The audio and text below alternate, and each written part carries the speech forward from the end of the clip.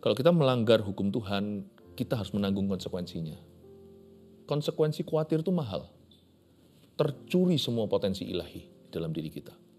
Waktu kita khawatir bukan hanya tidak menambah sehasta, tapi juga mengurangi beberapa hasta di hidup kita karena kita otomatis menjadi terbeban. Sehingga kita tidak bisa punya ruang untuk Tuhan bicara. Waktu pikiran kita keruh, kita nggak bisa mikir apapun juga.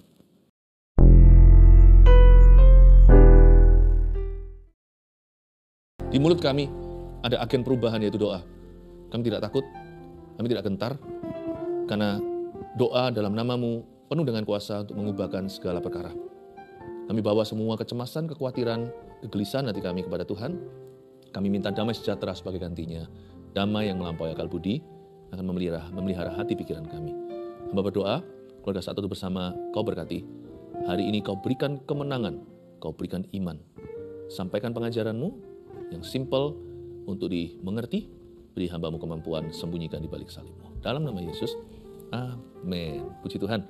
Hari ini saya kok merasa masih ada di antara keluarga Satu Bersama, bukan ada, tapi banyak yang masih overthinking. Meskipun minggu lalu saya khotbahnya soal jangan stres, tapi belum total menang. Sebagian orang di dunia pikiran masih dijajah terus sama kekhawatiran.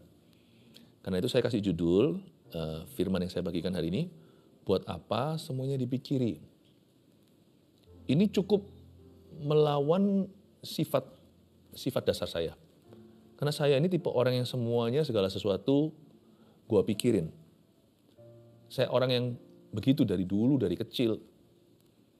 Meskipun masih muda, saya itu selalu dihantui dengan pikiran-pikiran negatif. Tapi Tuhan bebaskan saya. Tuhan selamatkan saya bertobat sebagai remaja, lalu Tuhan latih tanganku untuk berperang. Nah, ini senjata yang saya dapatkan, apa yang Tuhan ajarkan ini saya mau bagikan kepada Anda. Buat apa semuanya dipikiri? Jadi saya mau hari ini impartasi sebuah seni cuek yang perlu. Supaya pikiran kita waras. Karena Tuhan tidak akan memakai orang gila, Tuhan harus sembuhkan dia. Jadi sampai pikiran kita itu berkecamuk terus, mana bisa kita mendengar suara Tuhan yang begitu lembut itu. Saya dorong Anda untuk memperhatikan apa yang saya bagikan. Jadikan ini titik pembebasan. Kita baca 2 ayat saja, nggak banyak. Filipi 4 ayat 6-7. Ini adalah surat Paulus dari penjara. Dan dia menulis begini ayat 6. Janganlah hendaknya kamu khawatir tentang apapun juga. Tetapi nyatakanlah dalam segala hal keinginanmu kepada Allah. Dalam doa dan permohonan. Dengan ucapan syukur. Damai sejahtera Allah yang melampaui segala akal akan memelihara hati dan pikiranmu dalam Kristus Yesus. Coba saya bedah. Semoga menjadi rema dan kamu akan mengetahui kebenaran kata firman dan kebenaran itu akan memerdekakanmu. Janganlah hendaknya kamu khawatir tentang apapun juga. Bukan saran tapi perintah. Jangan kamu khawatir, burung di udara dia pelihara, itu bukanlah suggestion, bukanlah suatu saran, bukan sebuah proposal. Tapi sebuah hukum rohani yang jangan kau langgar. Kalau kita melanggar hukum Tuhan, kita harus menanggung konsekuensinya. Konsekuensi khawatir itu mahal. Tercuri semua potensi ilahi dalam diri kita. Waktu kita khawatir bukan hanya tidak menambah sehasta, tapi juga mengurangi beberapa hasta di hidup kita karena kita otomatis menjadi terbeban. Sehingga kita tidak bisa punya ruang untuk Tuhan bicara. Waktu pikiran kita keruh, kita nggak bisa mikir apapun juga. Sehingga semua ide yang bagus, solusi juga yang Tuhan tawarkan tidak akan bisa tangkap. Kita nggak akan bisa menangkap sinyalnya. Jangan hendaknya kamu khawatir tentang apapun juga, bukan hanya perintah, tapi perintah menyeluruh. Kamu kalau nggak khawatir, Jangan khawatir tentang apapun. Satu pun jangan. 99% saya tidak khawatir, tapi ada 1% itu loh yang mengganggu. Itu kayak sudah seperti hanging di dalam pikiran. Ada satu itu terus rasanya itu yang menggandolin kita. Tuhan berkata totalitas. Jangan hendaknya kamu khawatir tentang apapun juga. Itu berarti satu pun jangan. Mengapa kita nggak usah khawatir? Survei membuktikan. Ini riset manusia loh ya. Riset ini justru hasilnya meneguhkan apa kata firman. Sebagian besar dari apa yang ditakutkan oleh manusia tidak akan terjadi atas hidupnya. Surprise, surprise. Sebuah kejutan. Sebagian besar yang kita khawatirin itu gak akan kita lihat. Malah justru yang kita gak khawatirkan karena kita itu merasa bisa tanpa Tuhan. Kalau kita sok percaya diri tapi tidak bersandar pada Dia yang Maha Tahu, jangan-jangan jadi seperti Goliat. Dia merasa belum perang udah menang. Terlalu pede, terlalu percaya diri. Kesombongannya adalah kejatuhannya. Majulah dia di lembah itu untuk menghadapi seorang anak kecil, anak muda yang dianjing-anjingkan. Dia datang menghadapi dengan semua perlengkapan senjata lengkap dari atas sampai bawah, besi semua. Tapi siapa ngerti, siapa sangka, yang dia tidak khawatirkan itu yang membunuh dia. Ada lubang di helmnya. Sedikit di situ, mungkin itu hiasan aja, dikasih lekukan supaya tampak lebih indah. Karena baju tentara itu kan juga kebanggaannya. Apalagi baju pahlawan. Masuk, mati. Justru kalau kita itu tidak mengandalkan Tuhan, jangan heran nanti apa yang tidak kau pertimbangkan, itu jalan masuk kutukan. Tapi kalau kita percaya pada Tuhan, percayalah bahwa Tuhan cover kita semua. Bukankah di sini dikatakan kita harus mengenakan Kristus? Dalam firman dikatakan, kenakanlah Kristus. Bukankah juga dikatakan, ditulis di Efesus pasal terakhir, kenakanlah perlengkapan senjata Allah, topeng keselamatan, sampai kasut kerelaan, pedang roh perisai iman, baju sirah keadilan. Kalau kita beriman itu total, jangan setengah, separuh. Bahkan jangan sisain satu. Istilahnya kalau makan itu habiskan, jangan tersisa. Satu butir pun jangan. Jangan kecolongan. Kalau kita beriman sama Tuhan, beriman penuh. Nah, orang yang beriman pun penuh, tidak ada ruang untuk kekhawatiran. Jadi tolaklah roh khawatir. Sedikit pun jangan. Ya, setetes pun jangan kau toleransi. Karena itu perintah Tuhan. Jangan khawatir, itu bukan saran. Itu perintah Tuhan. Jadi kalau Tuhan perintahkan, taat, patuh, tunduk penuh. Jangan kompromi. Sama seperti jangan jatuh dalam dosa. Apakah khawatir itu dosa? Ya enggak. Tetapi kalau kita melanggar perintah Tuhan, jangan khawatir sama sekali, lalu kita dikit-dikit khawatir, dosa dengan mudah bisa masuk dalam hidup kita. Jangan kamu khawatir tentang apapun juga. Karena apa yang kita khawatirkan kemungkinan besar tidak akan terjadi. Manusia aja bilang gitu kok. Apalagi Roh Kudus. Saya belajar berserah sama Tuhan. Kalau saya berserah ya sudah. Bahkan momen saya paling berserah itu biasanya malam hari. Itu paling tepat. Kenapa? Karena kesusahan sehari untuk sehari. Saya harus tutup buku. Accounting sama Tuhan. Ya, pembukuan itu kalau bicara soal hati harus hari per hari. Visi boleh seumur hidup. Goal kita bisa bulanan. Target juga ada yang tahunan. Tapi kalau pembukuan hati, tutup buku setiap malam sebelum tidur. Buka buku setiap pagi. Yang pertama dibuka adalah Alkitab. Supaya firman yang masuk dulu. Protein dulu masuk, jangan gula-gula. Badan kita juga ngerti. Pagi hari ada orang yang makan telur dulu. Supaya apa? Supaya masuk protein dulu, bukan karbohidrat, bukan nasi. Apalagi yang manis-manis. Masa bangun tidur langsung dessert, langsung makanan penutup. Langsung makanan hidangan manis-manisan. Bangun tidur biasanya orang mau makan yang sehat dulu. rohmu juga perlu makan. Tiap pagi itu, jangan izinkan ada khawatir yang langganan dari tadi malam. Pagi hari, kasih-Mu, rahmat-Mu baru setiap pagi. Kasih Tuhan setiap baru setiap pagi. Selalu ada firman rema yang Tuhan sediakan di atas meja roti di bait suci. Dan itu adalah roti imam. Mungkin itu bisa jadi dari khotbah saat teduh bersama, Anda riran. Atau waktu Anda saat teduh, Anda buka Alkitab sendiri, dapat pengertian. Pokoknya ada roti imam. Yesus imam besar yang akan melayani dan roti itu dan memberimu makan roti tiap pagi. Roti yang sama yang kau makan itu akan bisa mengalahkan kekhawatiran. Ngalahin kekhawatiran itu bukan dengan caranya, jangan khawatir, lalu beritahu diri sendiri, jangan khawatir loh ya, bukan. Tapi kita harus kuatkan manusia roh kita. Kalau kita punya otot rohani kuat, khawatir pun tidak akan semangat. Tiap pagi Tuhan itu memberi kita rotinya Elia.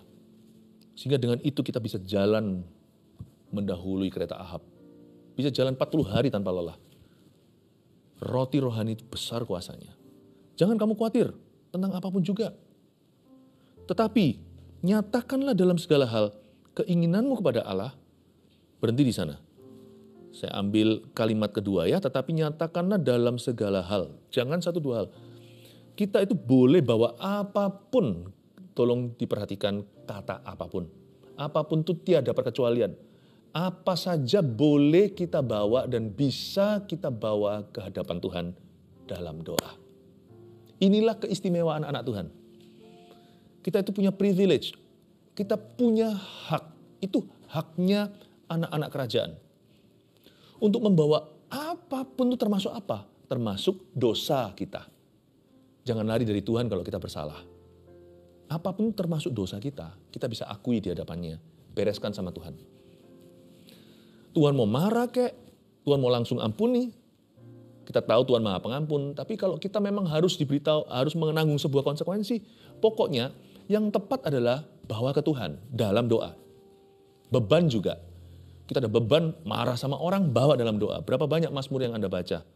Yang kita baca di Alkitab ini adalah mazmur yang dibikin ketika pemazmur itu marah. Tapi dia bawa ke Tuhan, Tuhan luruskan. Atau mungkin kita bawa segala kekhawatiran kita, ketakutan kita, atau keadaan kita yang real kepada Tuhan. Tuhan, ini aku hadapi. Ini fakta, ini realita. Aku bawa ke hadapan Tuhan. Nyatakan dalam segala hal keinginanmu pada Allah dalam doa. Itu segala perkara, termasuk keraguan kita, tanda tanya kita. Hanya waktu kita bawa dalam doa itu jangan terburu-buru menuntut Tuhan jawabnya harus pakai cara gua. Gini ya, apapun yang Anda lempar ke atas, karena ada gravitasi bumi, pasti turun ke bawah. Tidak ada doa yang dipanjatkan sia-sia. Meskipun Anda tidak langsung dapat jawabannya, nggak tentu langsung dengar suara Allah, tapi setiap segala hal yang Anda bawa dalam doa secara sungguh-sungguh, itu tidak mungkin kembali padamu tanpa jawaban Tuhan nanti. Tidak ada sesuatu yang Anda bawa kepada Tuhan itu yang disia-siakan. Apalagi kalau sudah diolesi dengan balsam Gilead. Di dalam nama Yesus aku berdoa. Itu langsung sah. Itu langsung jadi urusan malaikat tiba-tiba. Coba saya bisa bayangkan aja, ini imajinasi ya. Ini perumpamaan, ini ilustrasi. Itu saya bisa bayangkan setiap kali ada satu anak Tuhan berkata, dalam nama Yesus, amin. Atau belum amin lah, dalam nama Yesus itu langsung tekan tombol send atau tombol kirimnya. Itu terjadi high traffic, terjadi lalu lintas yang begitu sibuk di sorga. Malaikat langsung desang-desing ke sana sini. Meskipun tidak semuanya langsung kita tahu, seolah-olah kita nggak dapat fallback atau langsung dapat follow up. Tapi kita harus beriman dulu. Memang iman kepada Tuhan, tapi kita juga perlu beriman pada doa. Di dalam nama Yesus. Kita perlu percaya bahwa doa orang benar bila dengan yakin didoakan sangat besar kuasanya. Doa di dalam nama Yesus itu sah, S-A-H. Tidak bisa ditarik kembali. Hanya bisa disempurnakan oleh Tuhan yang menerima doa itu. Baik Tuhan menjawab ya, tidak, atau tunggu. Tuhan akan sempurnakan nanti. Sekarang atau nanti. Besok, lusa, atau tahun depan. Semua akan indah pada waktunya, tapi Tuhan pasti jawab. Nyatakan dalam segala hal keinginanmu pada Allah dalam doa. Ada kata nyatakan. Berarti doa itu mesti menaruh kata-kata dengan jelas. Kita nggak perlu fasilida. Doa itu bukan show kok. Doa itu bukan Doa itu bukan khotbah. Doa itu juga bukan performa. Doa tidak perlu fasih lidah. Yang penting apa adanya. Tapi kita perlu menyatakan apa yang kita inginkan kepada Allah dalam doa. Kata nyatakan itu cetuskan, jabarkan, jelaskan. Loh kan Tuhan sudah maha tahu. Ngapain saya jelaskan? Tuhan maha tahu. Tapi Anda juga perlu tahu apa yang Anda doakan. Tuhan membaca roh seseorang, Tuhan mendengarnya. Tapi akal budimu juga harus mencatat, merekodnya.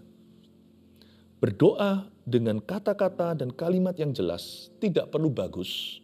Waktu Anda panjatkan itu menjadi covenant, menjadi doa, itu menjadi perjanjian shake hand, jabat tangan dengan Tuhan. Jangan pakai kemahatauan Tuhan sebagai alasan untuk tidak mencetuskan doa dengan kata-kata yang tersusun rapi, dengan kalimat dari hati. Dengan memanjatkan doa itu secara sengaja mengutarakan maksud hatimu kepada Allah. Tuhan maha tahu, tapi jabat tangan itu dua sisi.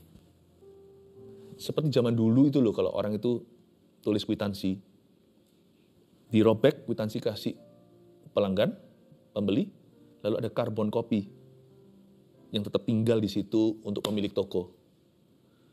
Tuhan itu punya karbon copy. Doa itu perlu dinyatakan supaya Anda pegang satu lembar, Tuhan pegang satu lembar. Pemahamannya itu, nyatakanlah dalam segala hal keinginanmu pada Allah dalam doa. Segala hal itu bukan beberapa hal ya, bukan sebagian besar hal. Segala hal itu semua, setiap dan semua. Yang baik-baik termasuk yang basi-basi, yang buruk-buruk, termasuk kalau Anda memang sudah nggak keruan kerohaniannya. Bahkan jikalau seseorang sadar dia seperti kesetanan, sudah kesumat, tetap doa itu adalah jalur satu-satunya yang paling bagus. Tetap jalan terbaik adalah kepada Tuhan. Karena kalau kita jalan ke Tuhan, kita salah jalan pun akan dibetulkan. Tapi kalau kita datang ke manusia waktu salah jalan, dan kalau manusia itu bukan orangnya Tuhan, wah kita bisa tersesat malahan. Tapi coba perhatikan kata ini, nyatakan dalam segala hal keinginanmu kepada Allah dalam doa dan permohonan. Apa bedanya nih doa dan permohonan? Ini beda levelnya. Doa itu di mulut. Saya tidak bicara soal lip service ya. Mulut yang nyambung ke hati, jadi tulus. Tapi permohonan di sini supplication, itu erangan. Bukan sekedar doa, Tuhan terima kasih ya, aku minta ini, boleh tuh minta. Tuhan sendiri yang ngomong kok, mintalah. Jadi jangan larang orang yang minta, lalu buat mereka rasa seperti orang bersalah, kurang rohani, dan motivasi sama Tuhan, manipulasi. Please, jangan hakimi seorang bayi yang nangis minta susu. Gak bisa utarakan dalam kata-kata. Jangan kita yang mentang-mentang dewasa, lalu gurui dia berkata, hei bayi, kamu gak murni sama papamu. Minta susu doang, minta makan aja. Papanya gak keberatan kok. Hai, kalau papanya gak keberatan, jangan urusi anak orang. Papanya pasti akan tersinggung sama tetangganya yang tegur anaknya, papanya happy, kasih dia. Anaknya minta, itu jalur komunikasi kok, itu adalah jalur hubungan. Jangan kau tegur orang yang minta sama Tuhan. Apalagi kalau hidupnya menunjukkan buah-buah roh yang baik. Permintaan itu ada yang namanya doa di mulut, ada yang berupa erangan. Doa yang bukan susunan kalimat kata-kata, tapi Tuhan, oh Lord, Tuhan. Seperti ngetuk pintu gitu loh doanya, itu bukan cuma minta saja, tapi kayak seperti mencari, seperti mengetuk, oh Lord. Ya. Dulu waktu saya pelayanan di Taiwan, di antara kebangunan rohani terjadi di situ. Mereka kalau berdoa beberapa berkata cua. Termasuk kalau di Korea, cunim. Sampai begini-begini Tuhan. Kita ngelihat aja mungkin, gak usah fanatik lah. Tapi orang itu bergumul dengan sesuatu. Dia mengerang, itu permohonan. Itu sesuatu yang sangat mendalam. Mungkin mamanya sakit. Mungkin dia kesepian. Mungkin dia sedang bergumul dengan bipolar. Sebentar perasaannya up, sebentar perasaannya down, harus minum obat seumur hidup. Atau mungkin dia baru kehilangan pekerjaan, mungkin anaknya cacat. Mungkin orang tuanya belum kenal Tuhan, sudah tua, dia takut sesuatu terjadi. Lalu ayahnya masuk neraka. Ingat ya, doa itu ada level minta, ada level di mana kita tuh ngerang Tuhan. Doa yang kayak gini, itu kayak Yesus gitu di Getsemani. Bolak-balik ngucapin doa yang sama, tetapi peluhnya keluar darah. Jadi doa bukan yang dahsyat hari itu di Getsemani, itu bukan doa yang keluar dari mulut Tuhan Yesus, tapi dari peluh darahnya, di mana dia berkata, Bapa, Abba. Makanya doa itu mesti tutup pintu. Karena sih saya gak kepingin orang lain lihat saya pas lagi gitu. Bukan malu. Cuman saya gak kepingin itu jadi tontonan. Karena saya ingin itu privat sama saya dengan Tuhan. Saya betul-betul akan gelut. Bergulat sama Tuhan seperti bergulat ala Yakub dengan Tuhan, dengan seorang malaikat ketika di sebuah pulau terpencil sendirian ketika di suatu daerah. Dan Tuhan izinkan dia menang dalam pergulatan itu. Tapi dipukul pangkal pahanya supaya dia tahu diri bahwa Tuhan ngalah. Tuhan. Tapi doa itu kan gak bisa doa gitu terus sampai mati. Kan ada satu titik harus amin. Sebelum amin, pastikan itu ada ucapan syukur. Ucapan syukur itu bukan terima kasih sudah dijawab. Ucapan syukur kadang-kadang dalam kata masa depan, terima kasih akan dijawab. Ucapan syukur itu bukan karena jawabannya apa, tidak ditentukan, tidak tergantung dengan itu. Ucapan syukur itu seperti ketika kita ketemu pejabat, atau orang yang lebih tua, senior siapa, lalu terakhir, meskipun masih tunggu jawabannya, masih dicatat tuh notulen rapat, nanti akan dibahas. Tapi terakhirnya kan kita selalu berkata, terima kasih ya Pak untuk waktunya, terima kasih untuk perhatiannya. Itu tahu diri namanya, kita harus tahu dia Tuhan, kita hamba, dia Raja, kita bukan siapa-siapa. Dia Bapak, kita anak. Ucapan syukur itu menunjukkan bakti kita pada Tuhan. Honoring kita atau menghormati Tuhan kita. Ucapan syukur itu seperti uhau kita sama Bapak di sorga. Di mana kita berkata, makasih untuk waktunya. Thank you. Itulah kesopan santunan dalam doa. Itu yang disebut dengan mannerism. Ini yang banyak orang Kristen lupa. Karena Tuhan itu bukan hamba kita, budak kita, lalu kita suruh-suruh. Jadi kalau kita minta-minta, ujungnya itu kita harus tahu diri Tuhan, terima kasih. Sopan santun tata krama kerajaan sorga. Perhatikan. Ya. Lalu terakhir di ayat yang keberapa ini? 7, damai sejahtera Allah yang melampaui segala akal akan memelihara hati dan pikiranmu dalam Kristus Yesus. Ini bukan damai sejahtera dari Allah. Coba Anda baca dengan seksama. Damai sejahteranya Allah sendiri dikasih ke kita. Orang yang berdoa setelah doa kayak gitu, Tuhan kasih dia damai sejahteranya Allah. Kadang-kadang makanya kalau doa itu ya, masalah kita belum selesai. Tapi kayak serasa sudah kadaluarsa tuh masalah. Aneh ya. Hati itu plong keluar dari ruang doa, padahal masalah masih ada. Itu pertanda Tuhan kasih kita damai sejahteranya Allah. Seolah-olah kita itu berada di posisi Allah, lihat masalah itu biasa. Dan sudah ada penyelesaiannya. Waktu kita diberi damai sejahteranya Allah, tidak bisa tidak, kita pun seolah-olah dapatkan matanya Tuhan. Kita seperti dapatkan pikirannya Tuhan. Ketika damai sejahteranya Allah dikasih ke kita tenang. Saya jadi ingat Gehazi yang ketakutan. Elisa berkata, buka matanya supaya bisa melihat yang menyertai kami lebih banyak. Dibuka dan lihat. Mata Elisa dia dapatkan hari itu. Damai sejahtera Allah waktu dikasih ke kita. Ini penjelasan mengapa kalau kita doa itu, kita tenang. Setelah selesai doa, kita menang. Kita gak khawatir lagi. Udah gak mikiri lagi. Seperti seolah-olah kita jadi Allah terhadap masalah itu. Tuhan gak panik, kita pun jadi gak panik. Tuhan tahu itu ada penyelesaian, kita pun jadi tahu. Meskipun sesungguhnya kita belum tahu sebagai manusia. Damai sejahtera Allah itu adalah testimony of the Spirit. Itu adalah kesaksian roh kita. Itu melampaui segala akal, karena bukan dari akal budimu. Itu datangnya dari sorga langsung damai sejahtera itu ketika kita doa. Makanya doa itu jalur komunikasi terbuka antara sorga dengan dunia. Doa itu juga seperti tangga Yakub di Betel itu, yang naik turun malaikat Allah. Di ujungnya ada anak manusia, tiada lain adalah Yesus Kristus. Dia akan memelihara hati dan pikiranmu dalam Kristus Yesus. Alhasil, doa yang demikian membuat hati dan pikiran kita jernih. Keluar dari ruang doa itu, kalau kita khawatir, kita bawa ke Tuhan, pikiran kita jernih. Yang tadi itu memberatkan pikiran, sekarang sudah ada di bawah kita dan jadi ringan.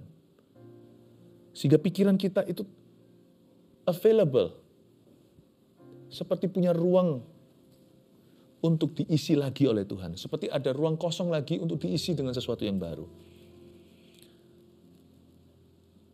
Hati dan pikiran kita dipelihara oleh Yesus Kristus. Buat apa semuanya dipikiri? Saya kasih 4 poin sebagai pengajaran dan juga sebagai rangkuman. 1, kenapa kita nggak usah mikiri segala sesuatu? Karena tidak semua yang kita khawatirkan akan terjadi. Udah, terima aja itu kalimat ini sebagai kalimat hikmat, kata-kata hikmat dari Roh Kudus. Taruh di dadamu, ingatkan dirimu, tidak semua yang kita khawatirkan pasti terjadi. Ngapain dipikirin? 2, apapun yang terjadi, kan masih ada Tuhan. Buat apa semua dipikiri? Saya punya satu contingent plan dalam bahasa Inggrisnya, atau saya punya satu rencana darurat. Kalau apa-apa gimana di luar dugaan saya, dan bahkan di luar kemampuan saya, apa-apa yang terjadi di luar prediksi saya masih punya contingent plan, saya masih ada satu emergency plan, saya masih ada satu rencana darurat, saya masih ada satu cadangan. Cadangan saya itu justru pemain utama, Tuhan. Apapun yang terjadi kan masih ada Tuhan. Jadi saya nggak perlu pikirkan segala sesuatu, toh terbatas otakku. 3, doa yang sungguh-sungguh sanggup ubahkan sesuatu. Saya masih punya satu agent of change. Di mulut saya, mulut Anda, masih diberi satu kunci kerajaan sorga yang bisa mengubah segala perkara. Dan sangat tinggi kemungkinannya untuk mengubahkan sesuatu kalau kita pakai kunci itu. DOA, doa, dan segala permohonan yang disertai ucapan syukur. Kita diberi Tuhan agent of change. Kita masih diberi Tuhan kuasa untuk banting setir. Jadi kalau sesuatu terjadi di luar rencana kita, masih ada kuasa doa. 4, kenapa kita perlu damai sejahtera? Nggak boleh semua kita pikiri, karena Tuhan butuh pikiran kita yang jernih untuk ide berikutnya. Karena orang yang mikiri segala sesuatu, khawatir segala sesuatu, cemas segala sesuatu, orang itu sudah nggak punya lagi kekuatan, tidak punya lagi ruang untuk Roh Kudus bekerja dan berbicara. Ide itu mahal loh. Ide berikutnya yang Tuhan berikan, itu mungkin di dalamnya ada solusi-solusi yang indah pula. Termasuk ide-ide brilian, termasuk visi dari Tuhan, termasuk pemikiran-pemikiran dan paradigma-paradigma baru. Makanya kalau kita melihat ada orang yang sakit jiwa, orang itu harus disembuhkan dulu. Entah pakai cara alami untuk kita benar-benar rawat sampai dia jadi sehat. Tapi tidak bisa sebenarnya, yang bisa membuat seorang waras itu hanya kuasa Tuhan. Kita doakan harus sembuhkan.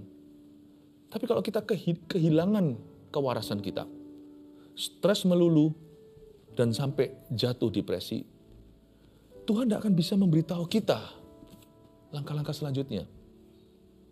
Tuhan butuh pikiran jernih dari sisi kita, agar dia bisa mewahyukan sesuatu dan memberitahu hikmat-hikmatnya. Karena itu kita disuruh mencintai Tuhan bukan hanya dengan hati, tapi juga dengan akal budi. Karena Tuhan mau pakai akal budi kita. Makanya Roma 12 berkata, pembaharuan akal budi itu penting sekali. Supaya kita bisa membedakan mana yang adalah kehendak Tuhan, mana yang baik, mana yang sempurna. Tuhan butuh pikiran kita yang jernih, agar supaya Tuhan bisa bekerja sama membangun sesuatu yang luar biasa dengan hidup kita. Dan untuk dapat pikiran jernih itu, nggak bisa terus segala sesuatu kita pikiri dan khawatir melulu. Kalau itu jadi batu sandunganmu, bawa batu itu ke hadirat Allah untuk dihancurkan oleh batu penjuru, yaitu Yesus Kristus lewat firman dan lewat doa. Amin. 4 hal ini dicatat. Buat apa semuanya dipikiri? 1, tidak semua yang kita khawatirkan akan terjadi. 2, apapun yang terjadi kan masih ada Tuhan. 3, doa yang sungguh-sungguh sanggup mengubahkan sesuatu. Terakhir, karena Tuhan butuh pikiran kita yang jernih untuk ide-ide berikutnya. Haleluya.